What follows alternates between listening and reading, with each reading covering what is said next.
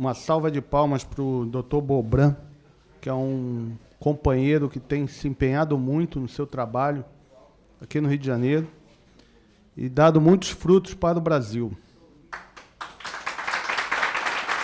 Obrigado, Bobran. Outra coisa, o pessoal do sindicato já recebeu aí, a Andréa já passou, o formulário de inscrição na Ação Social Federal Kids, tá?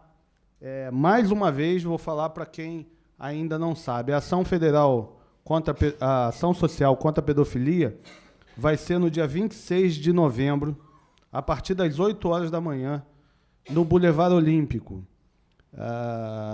Nós vamos fazer uma grande ação que vai ter a corrida contra a pedofilia, exposições da Polícia Federal, da Polícia Civil, da Polícia Rodoviária Federal, da Polícia Militar, da Marinha, do Exército, da Aeronáutica, além da Guarda Municipal, sobre proteção às crianças e adolescentes. Então, nesse dia vai ser uma grande festa e a gente espera todos vocês no Boulevard Olímpico. Quem é do sindicato não precisa se inscrever pelo site. É só preencher aquele papel ali que está com a Andréia e a Andréia vai fazer a inscrição, tá? O nosso site é www.federalkids.com.br e lá vocês vão ter todas as informações necessárias. Bom, queria registrar a presença do Coronel Ivan Soares, representante da Fundação Osório, Coronel do Exército. Muito obrigado pela presença. Do Coronel Paulo Klein, também da Fundação Osório, muito obrigado pela presença, pela nossa amizade. O senhor Eduardo Oliveira, CEO, eu estou sem óculos, tá, gente? Da Agência de Inteligência e Compliance. Obrigado, Eduardo. Obrigado. Não sei se eu falei tudo certo ou não, mas tudo bem. O que é importante é a sua presença. Muito obrigado. Tá?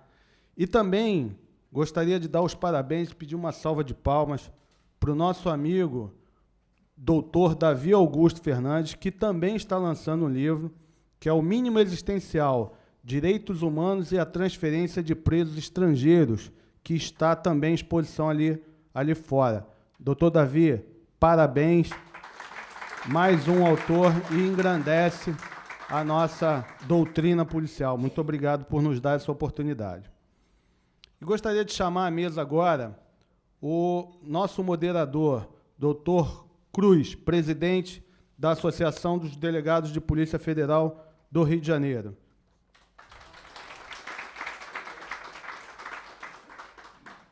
O juiz federal Wilson Witzel, ex-presidente da Associação dos Juízes Federais do Rio de Janeiro e Espírito Santo, e nosso amigo que sempre nos ajuda bastante nas nossas obras e na nossa doutrina.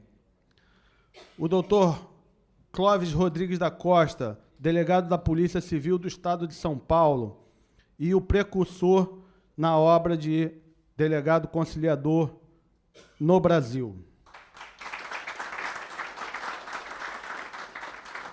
E, é claro, o nosso amigo, o autor, e hoje o nosso maior homenageado, doutor Antônio Carlos Bobran Júnior. Obrigado. Com a palavra, doutor Cruz.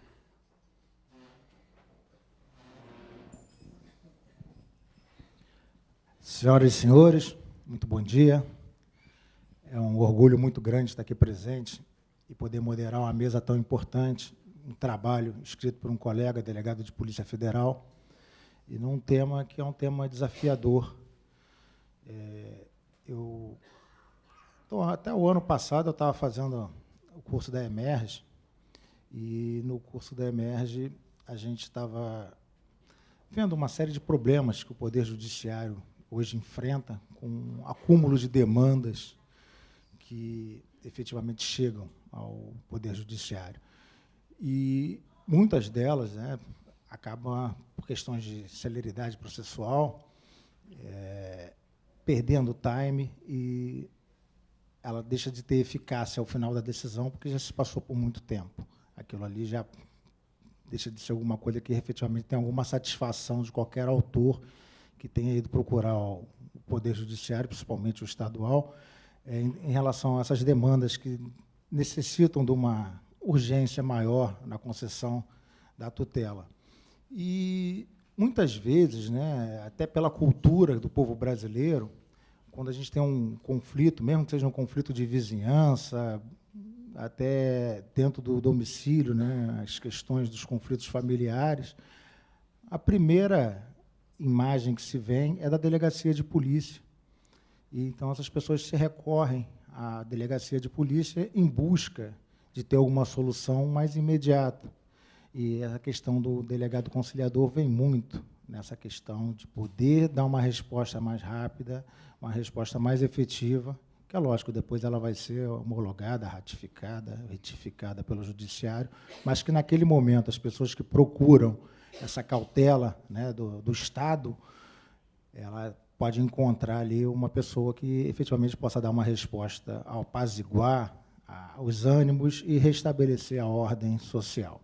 Então, é uma obra muito importante, eu parabenizo o doutor Belbran pela essa iniciativa, e a gente pode até começar a pensar, né? Eu presido uma carga hoje que tem muitos crimes de menor potencial ofensivo, e muitas delas, de repente, poderia ser o objeto dessa questão do delegado conciliador. Acho que resolveria de forma mais célere e mais efetiva muitas das questões que a gente hoje se alonga na Polícia Federal e depois ainda vai levar para a tutela do Judiciário. E, como eu falei, ao final de 3, 4 anos, essa medida que for tomada já perdeu um pouco da efetividade. Então, não vou mais me alongar, passar a palavra ao doutor Witzel, que está aqui acompanhando a gente aqui para falar as palavras iniciais. Bom dia a todos. Parabenizo o doutor Cleiton Bezerra por mais um evento da organização do sindicato.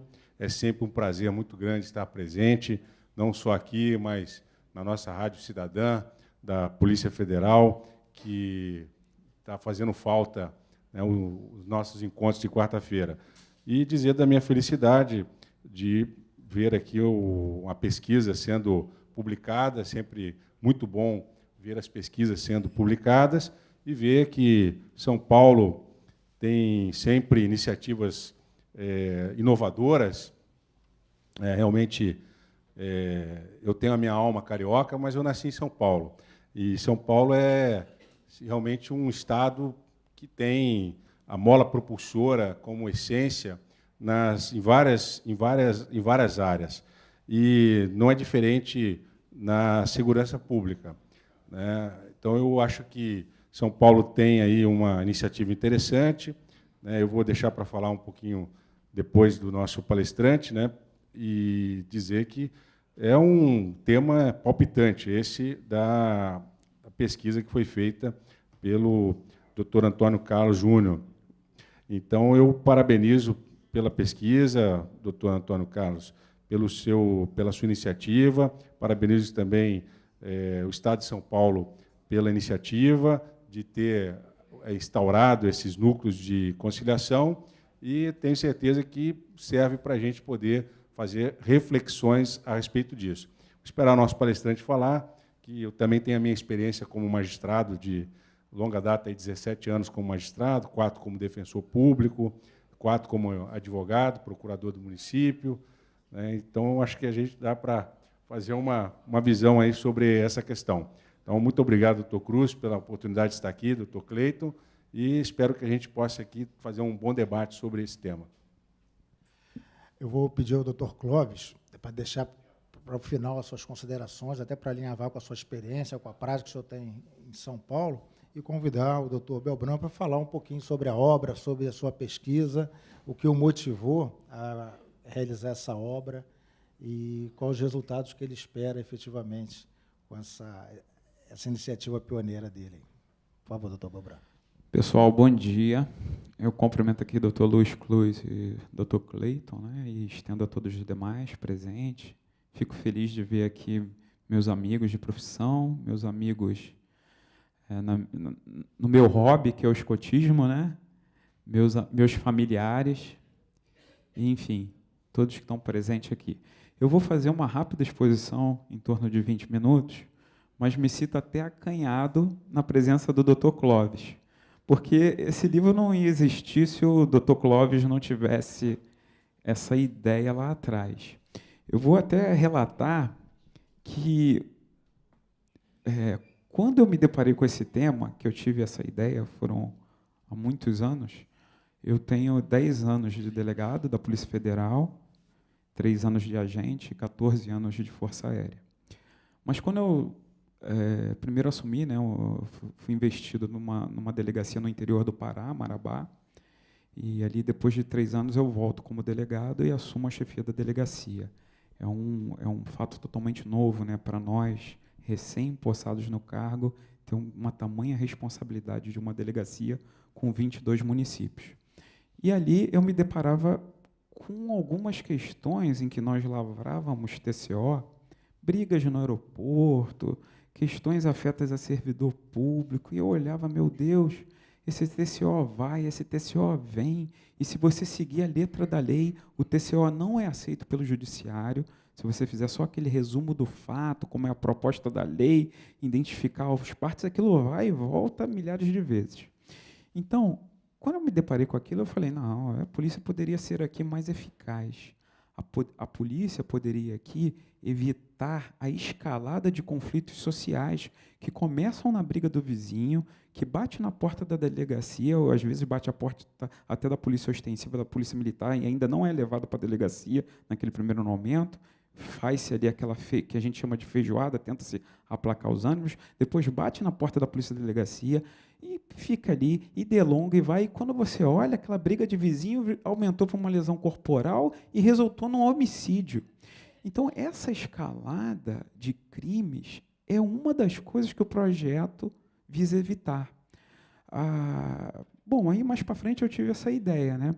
Quando eu começo a pesquisar sobre o assunto, depois de ter feito a especialização, né, a pós-graduação, eu levei esse tema para o mestrado. Quando eu começo a estudar esse assunto, eu me deparo com a experiência do Dr. Clóvis, que plantou essa sementinha. Por sinal, deve ter tido uma ideia parecida com a minha, de estar vendo aqueles conflitos. E na seara da Polícia Civil, a gente sabe que esse tema às vezes chega a 60% ou 70% de uma delegacia, os crimes de menor potencial ofensivo. O Dr. Clóvis vai poder ter uma visão melhor do que a minha pela prática dele. A nossa, na esfera federal, chega aí a 5%, talvez, mas na Polícia Civil é muito maior. E aí eu falei assim, não, isso tem que ser escrito, isso tem que ser estudado, essa experiência tem que ser divulgada. Sobre o livro, a gente faz um breve reflexo aí sobre o NECRIM. É claro que o NECRIM avançou, o GCRIM avançou muito. Ele tem a ideia boa na 9.099, a celeridade, trazer as partes ali para uma resolução de conflitos rápidos. Mas a gente vê que, ao longo do tempo, a justiça estadual acabou virando, né, foi se criando gargalos. Ainda que na Justiça Federal a gente não tenha esse gargalo, uma média de um GCRIM, às vezes, chega a 2 anos. 2 anos para você discutir a ameaça que seu vizinho teve com você, aquela pequena contenda. Então, é nisso que a gente verifica que há pontos de melhoria ainda. Há outras experiências de conciliação que foram salutares, como o Balcão de Direitos, né, lá em Pernambuco, a ONG Viva Rio aqui, que trazem já essa experiência de conciliação. A gente também não está falando em coisas absolutamente novas, coisas que em outras entidades já estão se estudando a conciliação, né, com essa nova mens legis aí da arbitragem, a conciliação. Essa é a faculdade rural, onde essa tese, né, foi a tese de dissertação de mestrado, foi defendida. Então, se em 2009, depois da experiência do Dr. Clóvis, fez-se um projeto, né, de lei tentando institucionalizar, virar lei, é claro, virar essa experiência. E esse projeto não foi muito para frente, né, com o Dr. Regis Bittencourt, que tinha como assistente um delegado de Polícia Civil de São Paulo. E depois vence um novo projeto, esse 10.028, que teve relatoria do Dr. Francisquini e um apoio muito forte do deputado federal João Campos, que pega a ideia do Dr. Clóvis, pega a ideia que nós estudamos e coloca no papel para se pôr em prática, né? Quais são os fundamentos que o legislador ele utiliza? Redução da criminalidade e apuração de crime. Se a gente vê que esse crime pequeno, de pequeno potencial ofensivo, vai sofrer uma escalada, por que não a gente tentar debelá-lo no seu início e evitar crimes mais complexos de forma rápida? O conceito de polícia comunitária. E aí a gente vê assim, por que a pessoa, talvez, mais afeta ao tema seja o delegado de polícia, porque ele está inserido naquela sociedade, ele conhece muito bem aqueles meandros que estão ali próximos dele. Talvez não houvesse pessoa melhor para dizer sobre aquela sociedade, sobre o seu bairro, sobre a sua cidade. E, com isso, também evitar as demandas nos juizados especiais. É claro que isso nunca vai afastar a apreciação do Poder Judiciário. Vai-se para a homologação do Poder Judiciário, com vistas do Ministério Público, do eventual acordo, né, que é feito no âmbito do NECRIM. Muito embora muitos desses acordos, em épocas distantes, já vinham sendo feitos na delegacia. Quem nunca escutou o caso de aquelas vias de fatos foi para a delegacia, né? Na época que o delegado ainda estava talvez até mais próximo da comunidade, resolvia e falava, você agora vai seguir o seu caminho, você é o outro, e aquilo ficava aqui naquele âmbito policial, mas sem muita legalidade, né? Porque não estava embasado em nada. Mas a verdade é que o delegado, muitas das vezes, sempre atuou como pacificador na sociedade. Mas a ideia de diminuir o custo do processo é uma ideia nova. A ideia de trazer a vítima para essa ideia de justiça restaurativa é uma ideia nova. Ainda ontem eu estava debatendo o assunto com o doutor Orlando, e aí o doutor Orlando falou, Bobran, é realmente isso. A grande sacada de colocar a vítima e o autor do fato de frente a frente, sobre a mediação do delegado de polícia, é talvez o fato novo. Porque, às vezes, a demanda vai ser evoluída no GCRIM. E acaba lá o cara, foi condenado a 3 cestas básicas. Mas a dinâmica do GCRIM hoje é tão rápido que as audiências, às vezes, são marcadas de 5 em 5 minutos. Não há um tempo para que aquela parte desabafe o seu problema. Porque, muitas das vezes, o que a parte quer é só a desculpa do outro, em tese, oponente que está ali na mesa. Ele só quer a desculpa porque o cara não tomou cuidado com o cachorro dele, o cachorro dele fez uma lesão corporal leve nele. Ele só quer a desculpa por aquele acidente de trânsito. Às vezes ele não quer nenhuma condenação, nenhuma reparação. Muito embora ela possa ser ajustada no âmbito do NECRIM e já ganhar um espaço enorme. Para que não haja condenação, execução e tudo mais. Houve-se uma audiência pública sobre esse tema, com a visão de vários operadores do direito. Infelizmente, a gente teve o desvirtuamento, né, porque essa audiência pública acabou se vendo ideias de classe, né, o corporativismo, e não, sim, a ideia, o assunto. Né. E, sim, a experiência do NECRIM de São Paulo. Esse eu vou deixar para o Dr. Clóvis fazer uma rápidas palavras.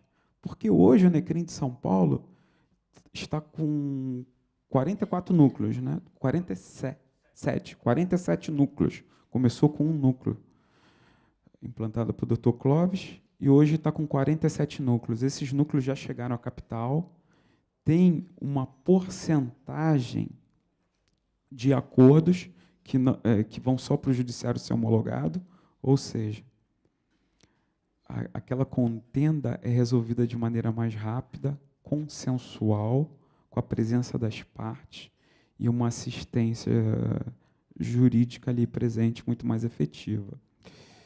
Então, Ao longo da pesquisa, a gente teve que enfrentar outros pontos que vocês vão se deparar no livro.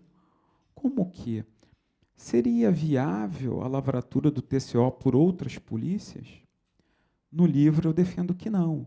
Ainda que seja um crime de menor potencial ofensivo, a autoridade policial deve verificar se precisa de uma perícia, se precisa de oitiva de uma testemunha, se precisa de cuidados técnicos daquele fato, ainda que esse fato venha gerar um acordo, não há certeza que vai haver tal acordo. Então, a apreciação pelo delegado de polícia do TCO, né, não deve ser passado sem querer desmerecer qualquer instituição policial, mas sim por essa visão, por a visão de requisitar uma perícia, por uma visão de avaliar se o fato é um único fato isolado, se são a acumulação de 2 ou 3 fatos, e, necessariamente, o operador de direito mais qualificado nesse momento é a autoridade policial. O doutor Clóvis hoje já me deu uma ótima notícia, que em São Paulo já virou um decreto, né, do governador. Você vê, o que começou com uma portaria. E o Ministério Público tentou muito abater a ideia dos NECRIMs, relatando que o NECRIM tirava da apreciação do Poder Judiciário a demanda. Isso não é verdade, gente. Não é verdade, tanto que a demanda pode ser levada ao Judiciário, e como é tanto para a ratificação, e como no caso que as partes não querem nem simplesmente comparecerem à audiência, né, de conciliação. Então, não há que se falar em limitação do acesso à justiça. Então, em conclusão, a gente pode avaliar que a pesquisa chegou a algumas conclusões, que há um dispêndio de tempo e de eficiência atualmente no GCRIM, né, e o que pode ser sanado. Muito embora haja necessidade de especialização de uma equipe policial, isso seria o ideal, o delegado, o escrivão, os agentes que atuam no NECRIM, isso, na verdade, acaba otimizando o tempo das delegacias de polícia, porque você não precisa, em cada delegacia de polícia, ter um NECRIM. A experiência de São Paulo, ela reúne em polos, né? E, em geral, a lavratura ainda é feita nas delegacias de origem, que remetem a essa equipe especializada. Então, você acaba desafogando as autoridades policiais dessa parcela de termos circunstanciados de ocorrência que estariam ali palpitando. Então, você especializou, você tornou mais célere e chegou à maior efetividade de prestação à sociedade. É fato que realmente a gente tem a disparidade das polícias pelo Brasil. Há polícias que, aí vocês vão me falar, não conseguem solucionar mal homicídios, né? Mas eu acho que a ideia daquilo que nós pretendemos, daquilo que nós queremos para uma sociedade mais justa, com a polícia, com a ideia de justiça restaurativa, com a ideia de polícia comunitária, não pode se cingir a pensarmos assim. A gente tem que ter um objetivo, uma meta e tentar chegar lá. Então, essa é a ideia, isso é que o livro busca plantar. E eu acho que a experiência de São Paulo demonstra claramente a viabilidade do projeto. Então, a gente tem já um corpo especializado dentro da polícia e que pode ser aperfeiçoado com cursos específicos. A gente vai conseguir, com uma possível implantação do projeto, celeridade e eficiência. Vejamos esse gráfico, ele mostra, foi tirado do site da Polícia Civil de São Paulo. Em 2016, tiveram lá 19.387 audiências. Em 88% das audiências de conciliação promovidas pelo NECRIM, se chegou a um bom termo. E apenas esse resquício de 12% acabaram indo para a demanda do próprio GCRIM, né? A gente tem aqui também os dados estatísticos ao longo dos anos do NECRIM de São Paulo, que o Dr. Clóvis conhece melhor do que eu, e vai poder pincelar alguma coisa. A gente tem aí como isso está lá ao longo dos anos. E esse gráfico talvez retrate melhor lá. Olha, 2010, né? Muito embora a primeira experiência seja bem antes, né, Dr. Clóvis? Ih, não apareceu aí. Deixa eu ver se eu tenho que...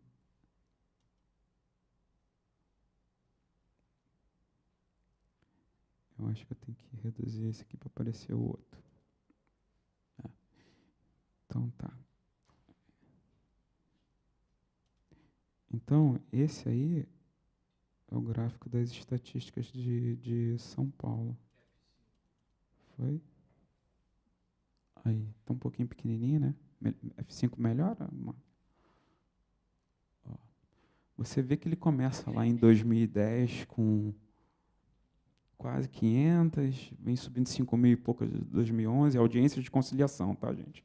7.900, e você atinge lá um patamar de 19.000 e poucas audiências, com 17.000 e poucas onde houveram conciliação. Então, você vê que é algo que está dando certo, que está sendo implantado, e que a ideia do livro é mostrar a possibilidade do NECRIM, a possibilidade desse projeto de lei, que hoje está parado no Congresso, né? Ele é de 2011. Como não poderia ser, nós estamos em 2017, ele está parado lá com pareceres favoráveis, né? Já tiveram diversas emendas, houve-se aquelas discussões, já teve audiência pública. Então, a gente, quem sabe, né? No futuro próximo, a gente tem a implantação aí na prática, também por força de lei, né, dos NECRIMs. Obrigado aí, pessoal.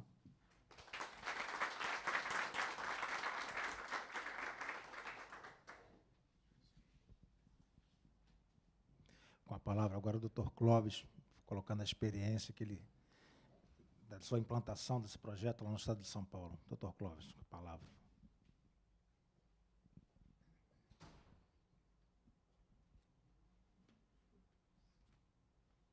Bom dia a todos.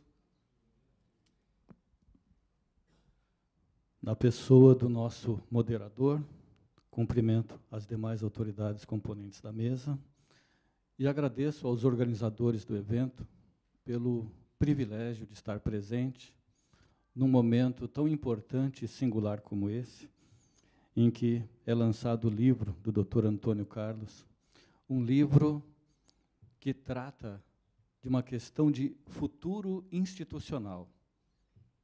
É uma visão de futuro, é um novo paradigma institucional de polícia judiciária.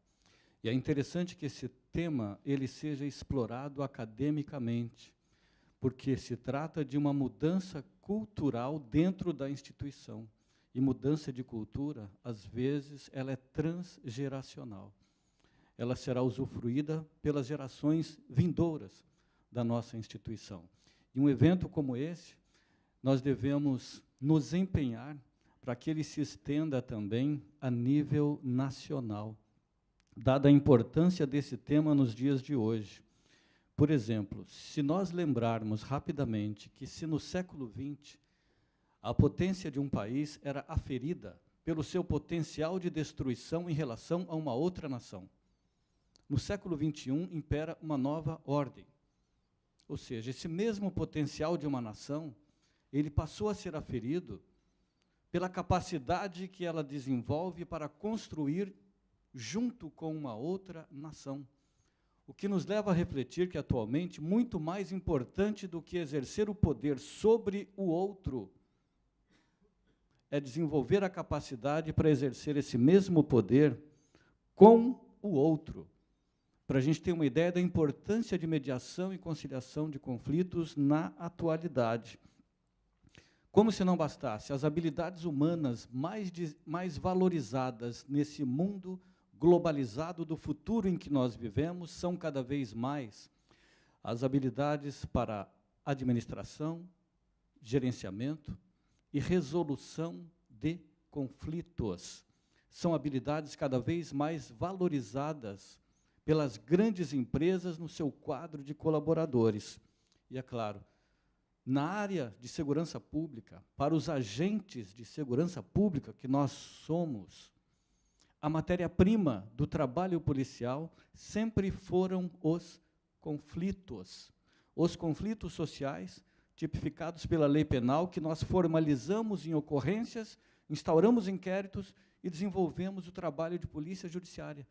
Então, a matéria-prima do nosso trabalho sempre foram os conflitos. Mas, até então, nós os tratamos de maneira empírica, não científica, não técnica. Então, a importância desse tema nas academias de polícia é fundamental. Um breve histórico. Grande parte do que estamos fazendo hoje não é inovação, é um resgate daquilo que os que nos antecederam já fizeram. Por exemplo, desde a época da chamada ordenação filipina, das ordenações filipinas, legislação portuguesa que vigorava no nosso país, o juiz já era obrigado a advertir as partes para primeiro tentar a reconciliação, porque o resultado do processo é incerto e duvidoso.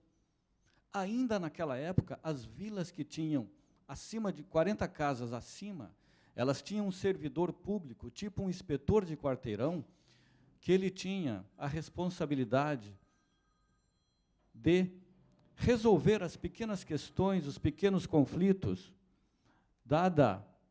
guardadas as devidas proporções, de resolver os conflitos de menor potencial ofensivo daquela comunidade, conflitos de vizinhança, familiares e outros mais. E ele resolvia o conflito e elaborava um documento, que recebeu o nome de Termo de Bem Viver. Com o passar do tempo, esse mesmo documento passou a ser lavrado pelo delegado de polícia. Então, o papel do delegado de polícia conciliador, ele resgata um pouco daquilo que já foi atribuição do delegado de polícia.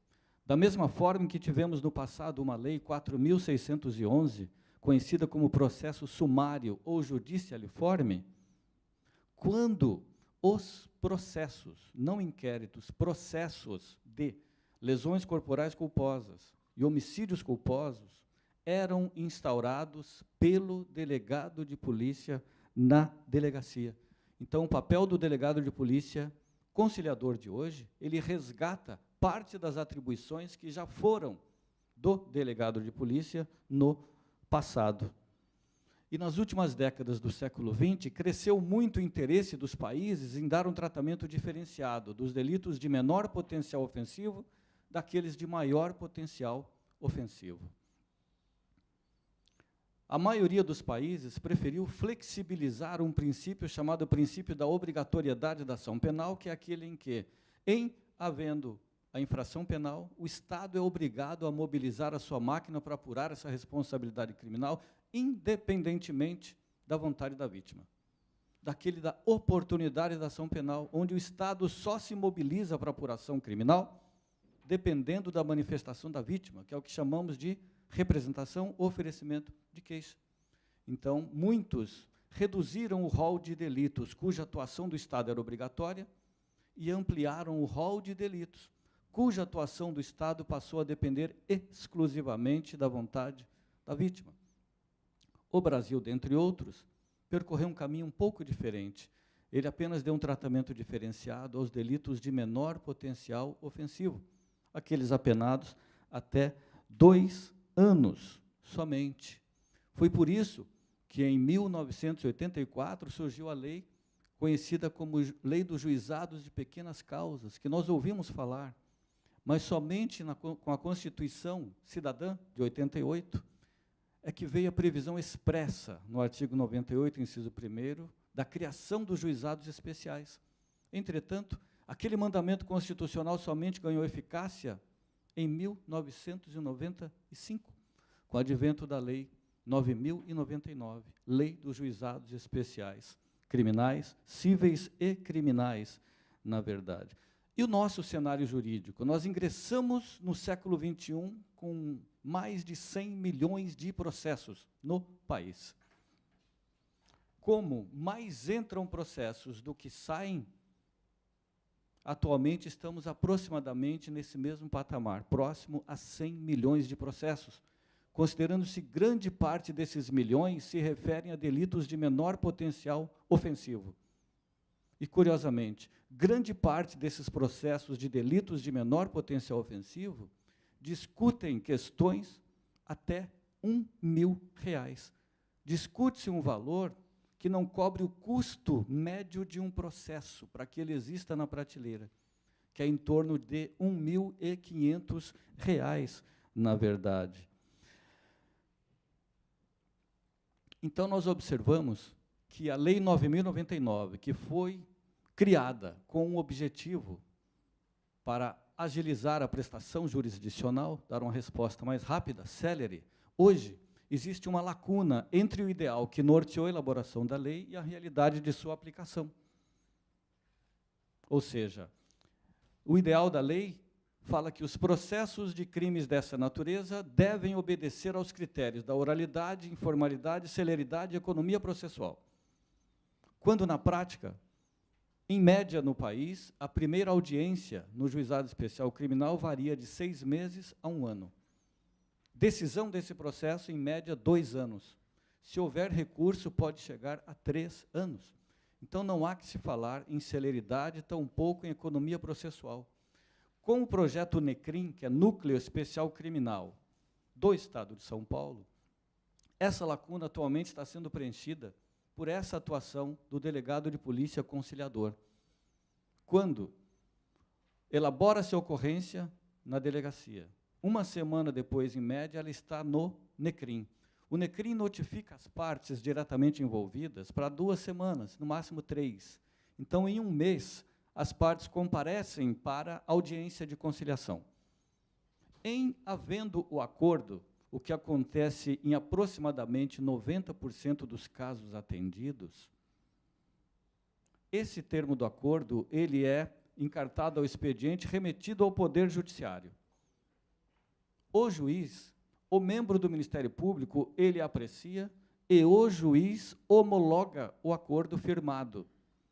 Em homologando, ele ganha o status jurídico de título executivo judicial. Não se discute mais, não cabe recurso. Caso a parte que se comprometeu não cumpra, a outra parte já tem um título executivo apenas para executar no Juizado Especial Cível. E nós observamos na prática que o índice de execução é muito pequeno, muito baixo, é ínfimo, que as partes se comprometem na medida em que o seu orçamento lhe permite. E quando as partes são colocadas em condições de serem orientadas pela autoridade sobre as consequências legais desse ato, a importância da participação de cada uma para que ocorra uma convivência social harmoniosa, normalmente elas se compõem. Quando há dano material, como acidente de trânsito, com vítimas, este acordo, ele resolve a parte criminal e a parte cível, o que significa que, quando remetido ao judiciário homologado, não vai ensejar o processo no GCRIM e nem o processo no Juizado Especial Cível. Então, um acordo de meia hora, 40 minutos, dentro de 1 mês, o caso está resolvido. Resolvido por quê? Porque o que o juiz homologa é o acordo firmado na fase pré-processual, não é o acordo cumprido. Não se espera quitar as 4 parcelas para homologar. Ele já homologa de imediato. Então, o cidadão, ele não mais recebe um papel. Ele sai com a solução efetiva do seu conflito de interesses, na verdade. Então, esse é o funcionamento prático do NECRIM. Em 30 dias, 40 dias, o problema já está totalmente resolvido. E o cidadão se surpreende, que ele fala, nossa, quando ele recebe a notificação postal, ou até via WhatsApp, ele fala, puxa, eu nunca ouvi falar de conciliação na polícia, mas quando ele chega num ambiente adequado, por uma equipe especializada, e numa única audiência o seu problema é resolvido, ele fala assim, nossa, doutor, isso aqui devia existir há muito tempo, porque há um tempo atrás eu tive um problema semelhante, o senhor não acredita, eu fiquei no prejuízo que eu não aguentei esperar. E agora, eu vim na Polícia Civil, resolvi o meu problema e não preciso nem me preocupar em aguardar o processo. Sim, que não haverá processo.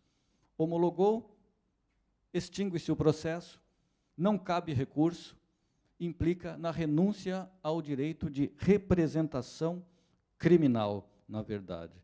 Principais vantagens desse projeto. Olhem só.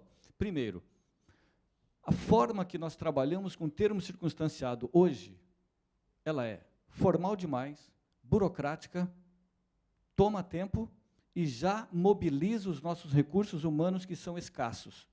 Então, nós já estamos no prejuízo da forma que trabalhamos hoje. Os delitos de menor potencial ofensivo, em termos da atuação da Polícia Civil, elas superam de 25% a 30% o registro das demais ocorrências, ou seja, de médio, de maior potencial ofensivo. Então, são os delitos que mais mobilizam os nossos recursos humanos. Então, quando nós implantamos essa prática, existe uma simplificação tão grande do procedimento que ela possibilita a otimização dos nossos recursos humanos, que já são escassos. Ou seja, chamamos as partes, deu acordo? Não há que se tomar mais o depoimento, as declarações das partes individualmente. O que interessa está no corpo do acordo. Ainda que haja testemunhas arroladas, não há necessidade de oitivas, de se ouvir essas testemunhas. O acordo dispensa essas formalidades todas. Até mesmo laudos periciais tornam-se desnecessários. Em termos de acidente de trânsito com vítima, que é muito comum, independentemente da gravidade dessa lesão, continua sendo um delito de menor potencial ofensivo. Apenas as lesões dolosas é que somente as leves são de menor potencial ofensivo. Então, em 30 a 40 dias, o caso está plenamente resolvido. E o mais importante, nós atendemos a expectativa, a necessidade e, acima de tudo, o merecimento do nosso principal cliente, que é o cidadão. O que o cidadão quer, o que ele espera, o que ele merece do Estado é uma resposta tempestiva para o seu conflito de interesses. Pouco importa se essa resposta venha do Judiciário, do Ministério Público ou da Polícia, ou do delegado de polícia, mais propriamente dito. Além disso, nós trabalhamos um reforço da prevenção criminal, o que nos interessa e faz parte do nosso trabalho. Além disso, nós observamos na prática a redução da reincidência delitiva, que gera muitas ocorrências e muitos trabalhos, ou seja, registramos uma ocorrência de ameaça, A e B. Daqui a um mês, nova ocorrência de ameaça, A e B. E ninguém foi chamado, porque não dá tempo. Aí, nós percebemos que um tempo depois, o que era ameaça virou uma lesão corporal, como o doutor falou. Ou seja, depois, num plantão, numa madrugada fria de plantão, somos acionados a um local de homicídio, encontramos o A ou o B, e nos frustramos.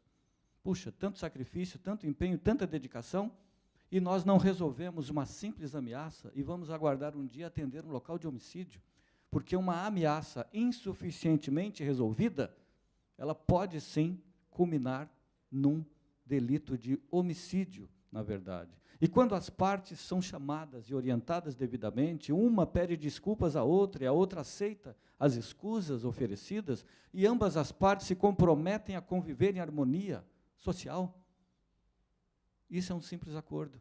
Em consequência, a vítima não representa criminalmente contra o autor, evitando que ele seja criminalmente responsabilizado nos termos da Lei 9.099. Além da redução da reincidência delitiva, de evitar o agravamento da situação de um delito de menor para um de maior potencial ofensivo, também observamos a redução do sentimento de impunidade que impera na sociedade, que nada acontece. A sensação de impunidade, isso é muito comum. Resgatamos a sensação subjetiva de segurança do cidadão, o que é muito importante em termos de segurança pública. Além disso, essa atuação nossa, ela gera reflexos diretos e positivos sobre a prestação jurisdicional. A resposta do Poder Judiciário não será mais em 2 anos. Essa homologação, ela é célere, ela é rápida. Homologa-se rapidamente assim que chega o termo do acordo no Poder Judiciário. É importante que nós acordemos para a relevância desse tema em caráter institucional, porque nós precisamos compartilhar algo que se chama visão de futuro. E a própria legislação, ela descortina essa visão de futuro institucional. A Polícia Judiciária, com o passar do tempo, historicamente, ela sempre veio perdendo atribuições. Hoje, de certa forma, está resgatando parte do que perdeu. Agora, além disso, a visão de futuro nos proporciona o quê? A porta de crescimento e fortalecimento institucional de que maneira? A própria Lei 9.099, E o próprio artigo da Constituição 98, inciso 1º, ela fala que o juiz togado e o leigo têm competência para conciliação, julgamento e execução dos delitos de menor potencial ofensivo. Imaginando-se uma escada institucional, o primeiro degrau se chama conciliação, o segundo, julgamento, o terceiro, execução dos crimes de menor potencial ofensivo. Com esse montante de processos que está acontecendo, nada impede que, no futuro, venha a ser colocada em pauta a discussão, de maneira que a conciliação já está sendo feita. O primeiro degrau, ele já está funcionando. A Polícia Civil, por exemplo, de São Paulo, já colocou o pé no primeiro degrau dessa escada, que é conciliação, com pleno apoio do Poder Judiciário, que reconhece a importância dessa atuação na fase pré-processual, que gera economia para o Estado, porque cada acordo que fizemos, ou seja, o mais comum, acidente de trânsito com vítima, evita 2 processos no Judiciário. Cada processo, R$ 1.500, esse acordo gera, em média, R$ 3.000 em cada audiência. E, olha, um levantamento superficial de acordos na unidade da capital, no primeiro ano de funcionamento, gerou aproximadamente R$ 1 milhão de economia referente aos processos que deixaram de ser instaurados no Poder Judiciário. Agora, imagine, 47 unidades, se elas tiverem, em média, R$ 1 milhão por ano de economia para o Estado, são quase R$ 50 milhões, o que possibilita aos nossos dirigentes pleitear que parte desses recursos possam ser investidos na própria instituição, já que ela mesma está gerando economia. E também, numa visão de futuro, a possibilidade dos nossos dirigentes pleitearem também, com base nessa economia, uma valorização dos próprios profissionais de polícia. Pessoal, o nosso objetivo era esse, trazer alguns pontos de reflexão sobre a importância institucional desse projeto do delegado conciliador e compartilhar algumas nuances da experiência de São Paulo. Se não em todo, mas ainda aqui em parte, espero ter sido alcançado. Obrigado a todos.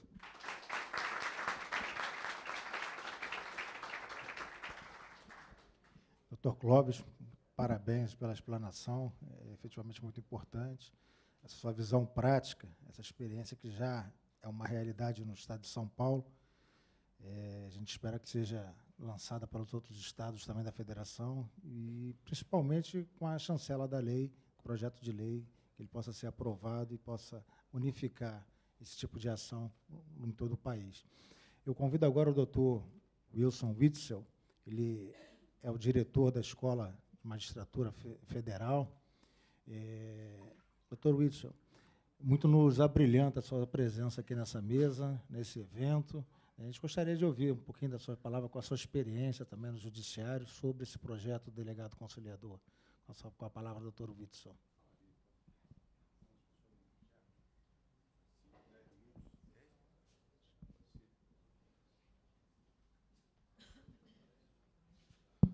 Bom, mais uma vez, a todos, bom dia. Eu gostaria de registrar a presença aqui da doutora Sânia Bolandi, delegada de Polícia Civil do Estado do Rio de Janeiro, doutor Rafael Bacia, também delegado da Polícia Civil do Estado do Rio de Janeiro e presidente do Sindicato dos Delegados da Polícia Civil do Estado. E dizer que isso daí é um encargo para vocês aí. Bom, enfim, eu quero contar um pouquinho aqui, falar 3 aspectos. A Lei 9.099, ela trouxe para o Judiciário algo que deveria ser retirado do Judiciário. Essa ideia de juizado de pequenas causas e juizado para que um juiz julgue causas até 40 salários mínimos, até 60 salários mínimos, isso, a importação que nós fizemos das Small Claims Courts dos Estados Unidos, é uma apropriação totalmente deturpada. Por quê? As cortes que eu visitei nos Estados Unidos, Nova York, na Pensilvânia, em Washington, tudo isso é feito através de advogados, através de faculdades e através de profissionais especializados para fazer a composição de conflitos de menor, vamos dizer assim, gravidade, até 60 salários mínimos ou 40 salários. Nova York, por exemplo, são $5.000.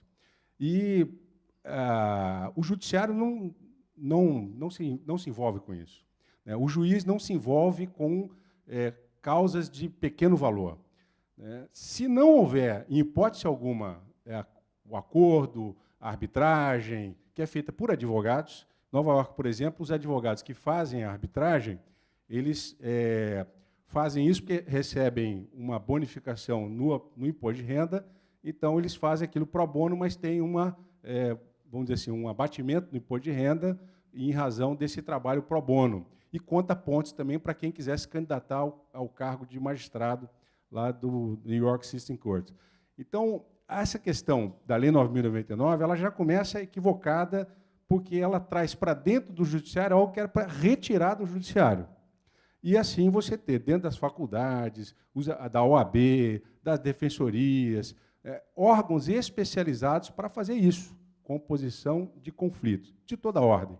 E um outro problema da Lei 9.099 foi que ela trouxe mais uma categoria de crimes, além daqueles que já existiam. Nós temos os crimes de verdade, que são os crimes que resultam em prisão, que são aqueles cuja pena supera 4 anos.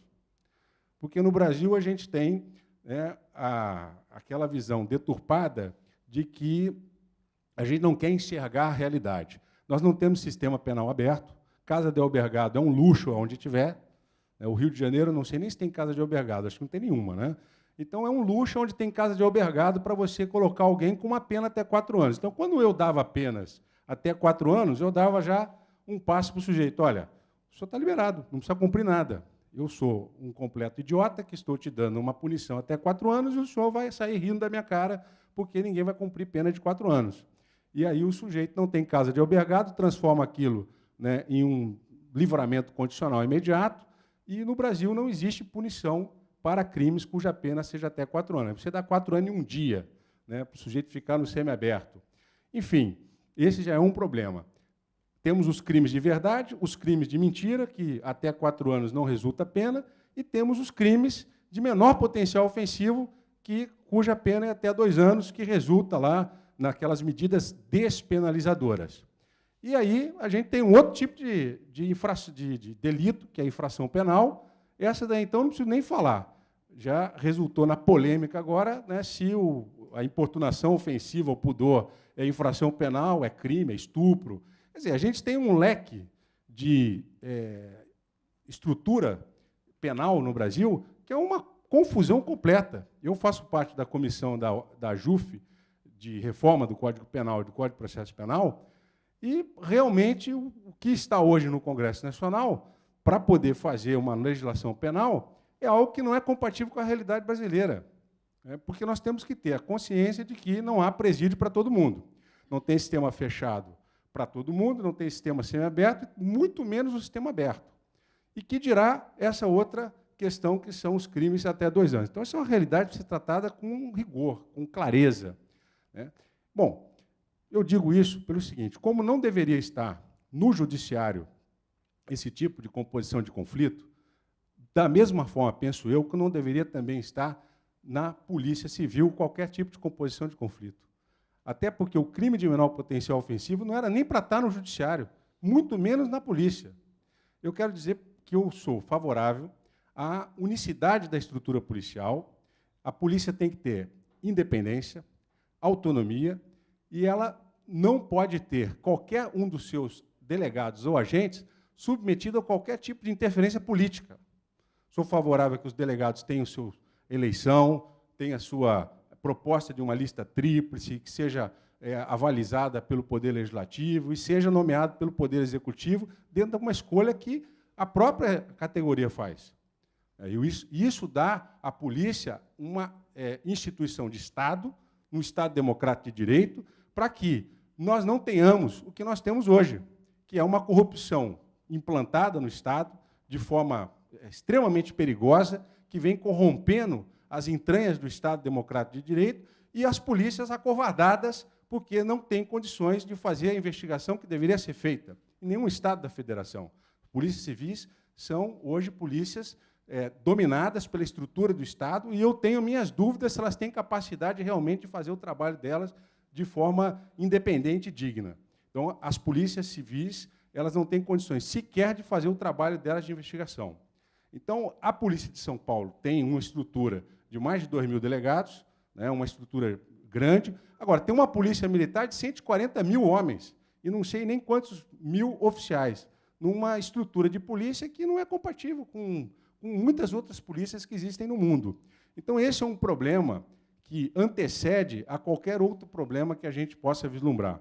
Então, dentro dessa lógica, a gente vai se acomodando àquilo que a gente tem. Eu louvo o trabalho da Polícia de São Paulo, nós já estamos nessa lógica, então vamos tentar fazer da melhor forma possível. Mas eu, sinceramente, não acho que esse é o caminho. A polícia tem que ser independente, uma polícia de investigação, de inteligência, para evitar a corrupção no Estado democrático de direito. A polícia civil, que deveria ser a polícia de cada Estado, ela tem que ter, no meu ponto de vista, este foco. É um foco investigativo, um foco especializado no combate à corrupção. E essas atividades extras, nem o Poder Judiciário, nem o Ministério Público e nem a polícia deveriam se meter. Esse tipo de atividade de composição de conflitos tem órgãos específicos, tem a Defensoria, tem a OAB, tem os escritórios de advocacia das faculdades, escritórios modelos, né? Então, tem um monte de gente para fazer esse tipo de coisa. Não é para nós nos ocuparmos com isso. O salário de um juiz federal, o salário de um juiz de direito, de um promotor, de um delegado, né? Nós somos muito bem remunerados, né? Alguns nem tanto, a Polícia Civil precisa ainda, em muitos estados, melhorar esse tipo de estrutura, mas nós somos muito bem remunerados para resolver problemas complexos, e muito complexos. Então, dentro dessa estrutura de Estado, que eu vejo em outros países democráticos mais avançados, lógico, muito menores do que o nosso, Suécia, Noruega, Holanda, são países, né, que são muito menores em termos de território e população.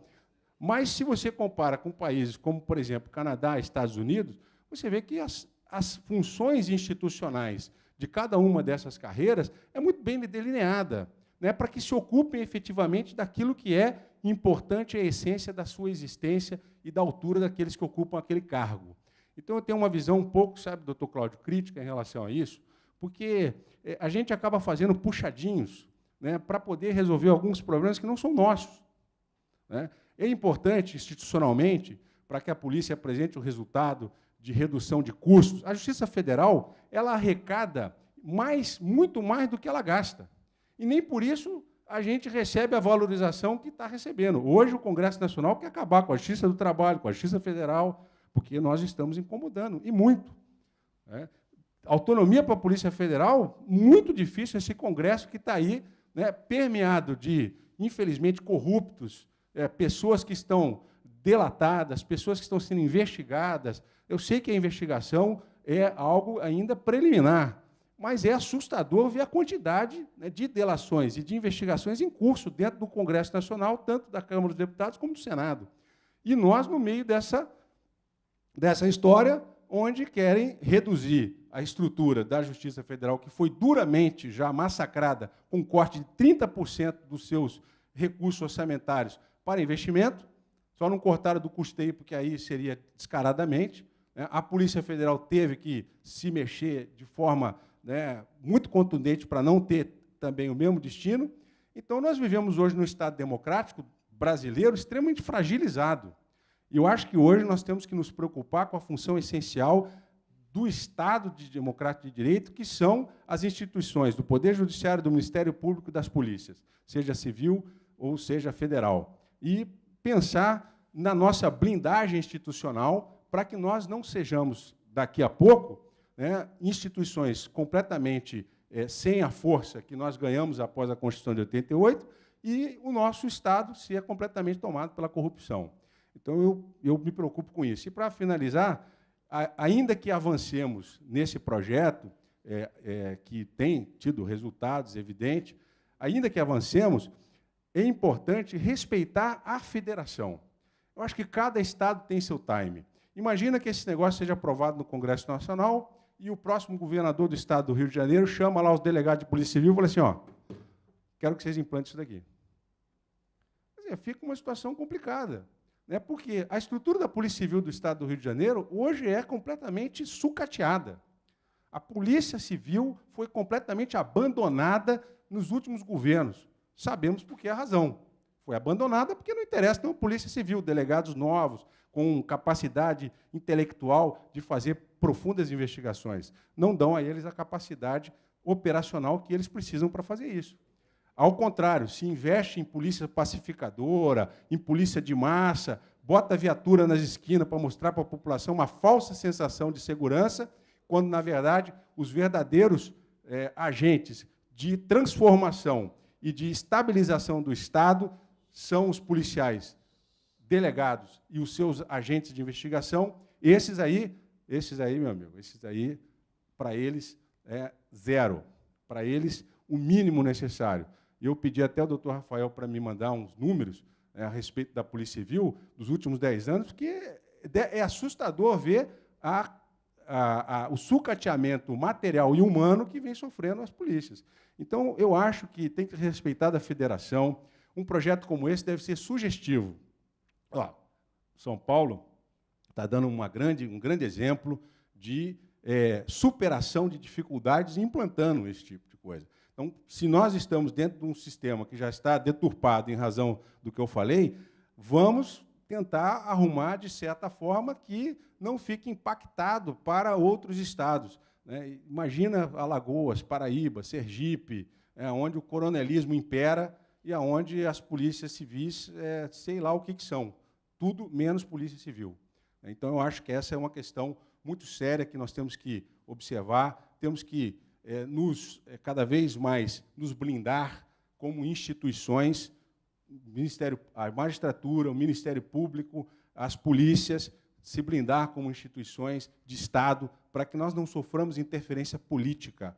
Nós não podemos permitir que indicações políticas, manobras políticas, enfraqueçam essas instituições, porque o futuro do Estado forte, como dizia Tocqueville, quando escreveu A Democracia nas Américas, ele disse, pela estrutura de democracia e que o judiciário americano foi constituído, a Revolução Francesa não seria necessário. Como não foi necessário nenhuma revolução do estilo da Revolução Francesa para implantar uma democracia, que não é perfeita, mas está muito adiante, muitos anos adiante daquilo que a gente está hoje construindo no nosso país. Então, de forma que eu não deixo de parabenizar, óbvio, parabenizo, desculpa as críticas, mas, na minha visão de Estado, nós estamos caminhando a látere.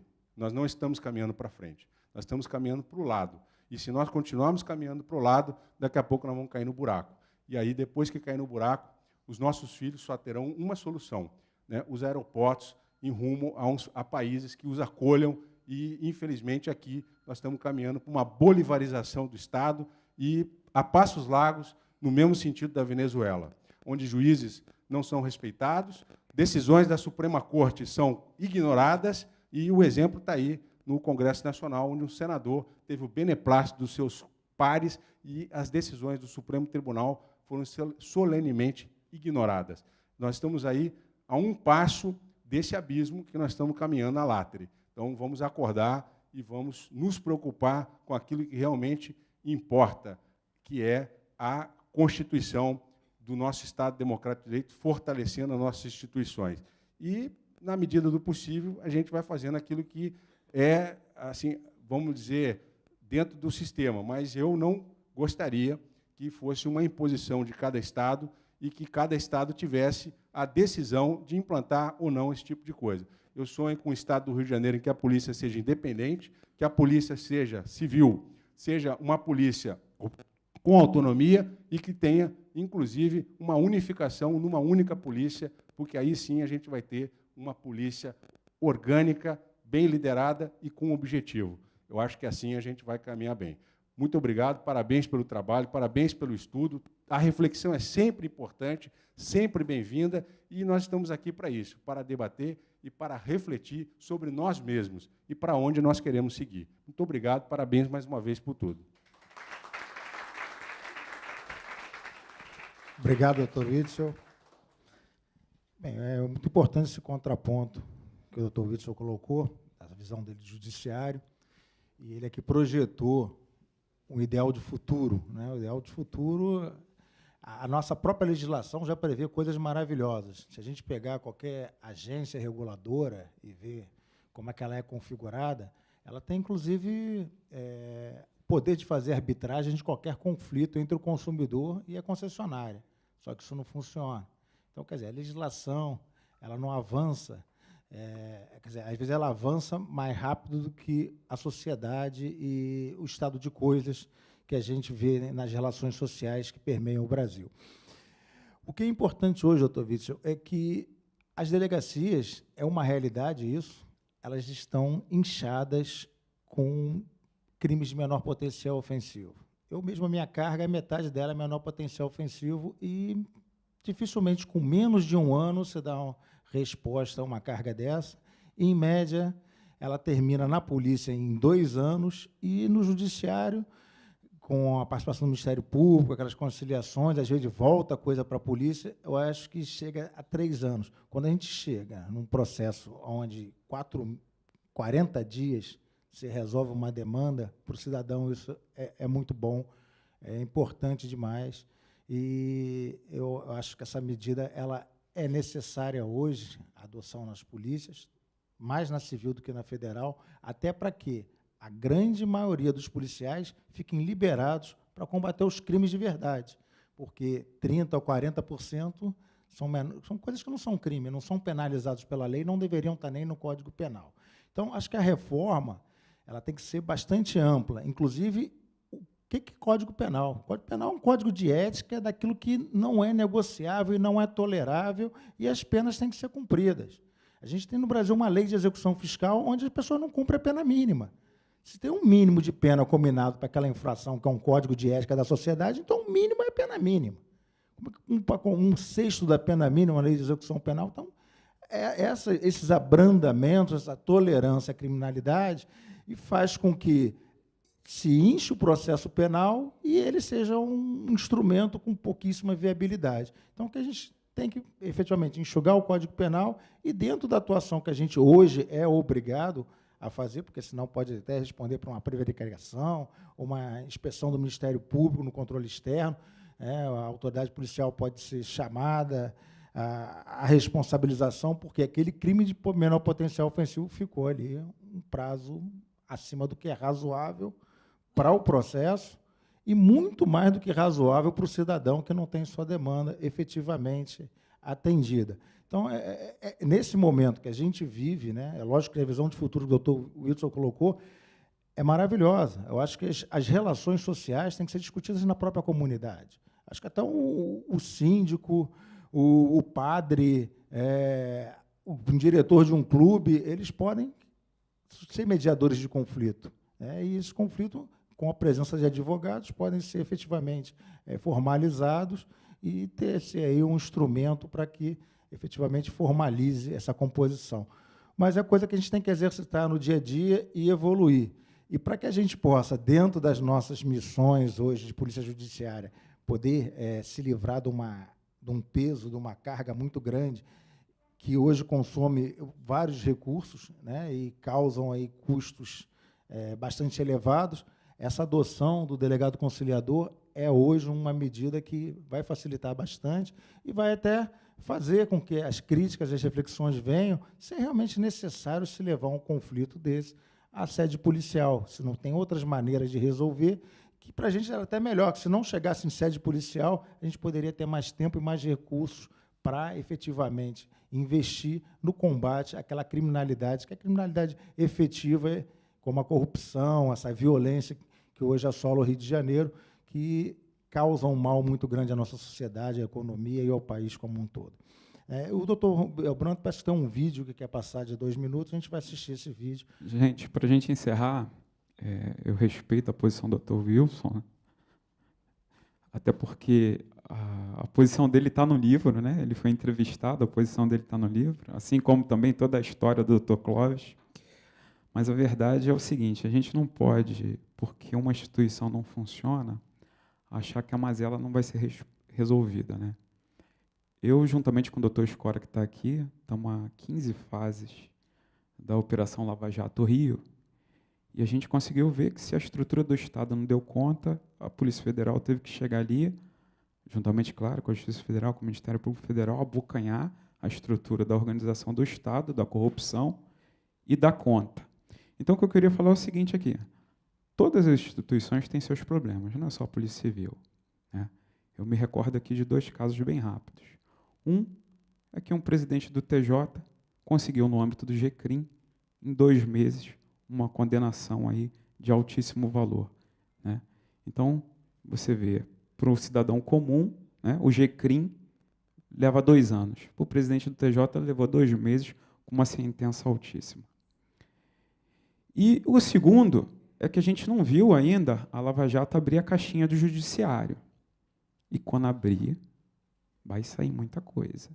Do judiciário e do Ministério Público, tá? Vai sobrar vaga, vai sobrar vaga. Então, o que eu queria falar é o seguinte, toda instituição tem seu problema, assim como cada polícia civil por aí tem. E eu costumo falar que a gente tem que ter, como visão de futuro, melhorar a instituição, né? E, se não tiver homens ali de coragem e de caráter para fazer isso, nenhuma instituição vai mudar. Pode vir lei, pode vir o clamor público, mas se nós não tivermos homens de coragem que vá ali e faça, não há instituição que vai mudar. E, para a gente terminar aqui, que todo mundo já está com fome, né? Obrigado.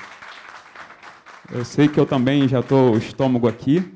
Eu vou colocar um vídeo do Necrim, que é 4 minutos, e a gente tem a visão aí do presidente do Tribunal de Justiça de São Paulo e do Luiz Flávio Gomes sobre o projeto. Vamos ver o que eles falam sobre o projeto. E o Dr. Clóvis também fala aí, tá? Deixa eu ver se eu... Como é que está o som aqui? O som tem que ligar alguma coisa aqui para o som sair. Deixa eu ver aqui um pouquinho. Rodrigues da Costa, delegado de Polícia Civil de Conciliação Criminal de São Paulo, ou Necrim, como também é conhecido, foi tema de palestra na Superintendência da Direção-Geral da Polícia Civil em Brasília, no Distrito Federal. O palestrante, o Dr. Clóvis Rodrigues da Costa, delegado de Polícia Civil de São Paulo, fez uma demonstração do funcionamento dos núcleos de conciliação da Polícia Judiciária de São Paulo e a sua eficácia na solução prematura de conflitos. Olha, nós abordaremos um tema que é extremamente inovador em termos de desempenho da Polícia Civil enquanto atividade de Polícia Judiciária.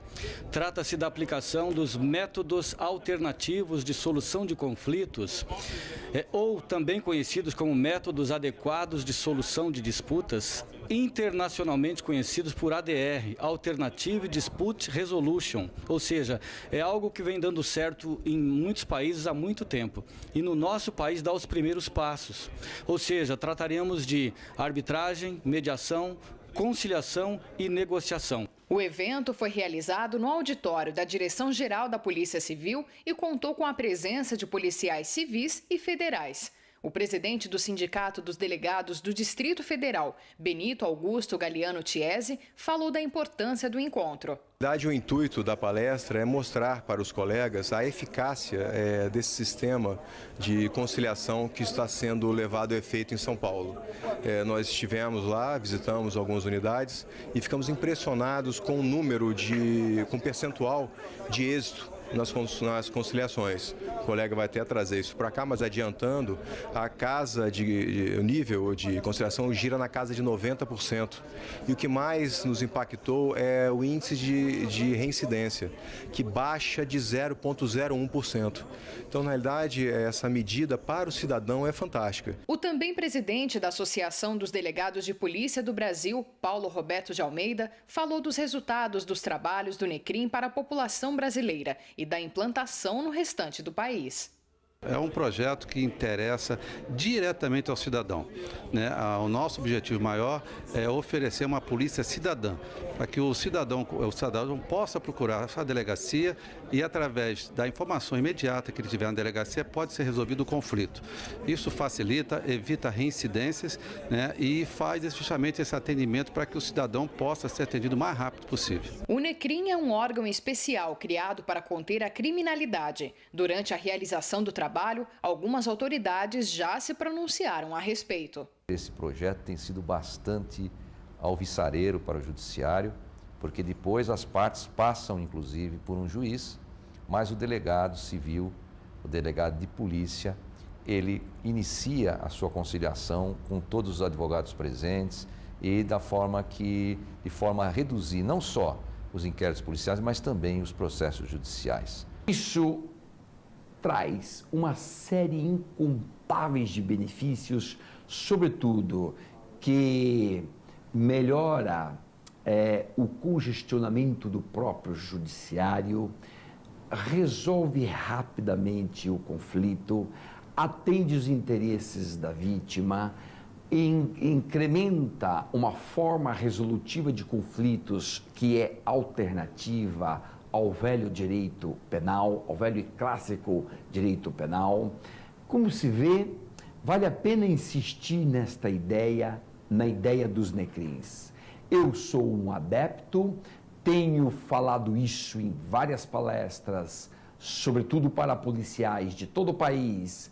Neste sentido, sou adepto do NECRIM e penso que uma lei federal deveria ser aprovada urgentemente, introduzindo em termos nacionais a experiência de São Paulo no NECRIM, para quê?